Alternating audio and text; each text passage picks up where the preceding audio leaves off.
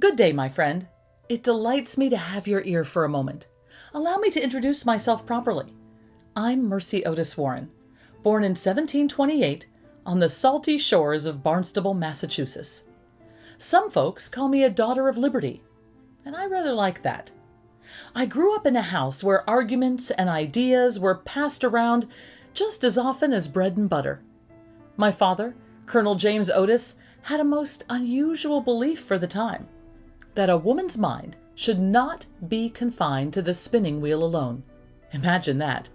While most women of the 1700s were taught to hush their thoughts and mind the mending, my father insisted that I learn Latin, history, and literature right alongside my brothers. Now, my dear brother James, he taught me that words can strike harder than any musket. He was so fierce in defense of our colonial rights that John Adams called him the flame of the Revolution. I think I caught that flame myself at a very young age. In 1754, I married James Warren. Now, James wasn't your typical husband. Instead of scolding me for reading too much or writing too boldly, he encouraged it. He loved my sharp mind and stood beside me as I picked up my pen. In those days, that was a quiet revolution all of its own. Together we raised 5 sons, and though my kitchen hearth stayed warm, my heart was really always burning with thoughts of liberty. When talk of revolution spread, I couldn't just sit by and sew quietly. I wrote political plays and satirical poems, anonymously at first because, goodness, a woman writing politics was scandalous. My plays, though, The Adulator and The Group, poked fun at loyalists, and they fanned the flames of rebellion. My pen was my torch, and I used it to light up minds everywhere. I wasn't content to stop with independence, though. True freedom, I always believed, needs constant watching. After the war, I wrote Observations on the New Constitution, criticizing the lack of a Bill of Rights.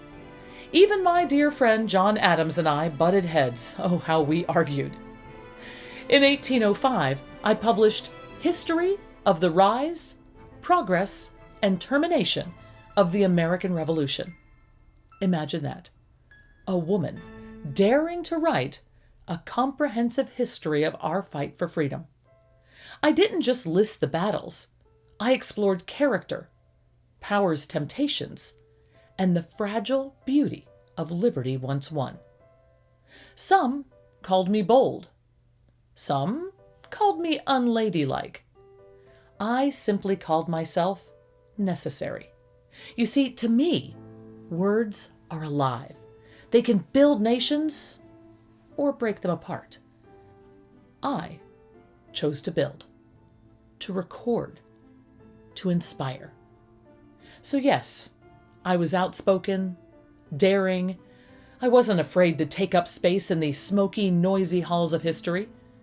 And I will always remind you, liberty is not a gift to hold lightly.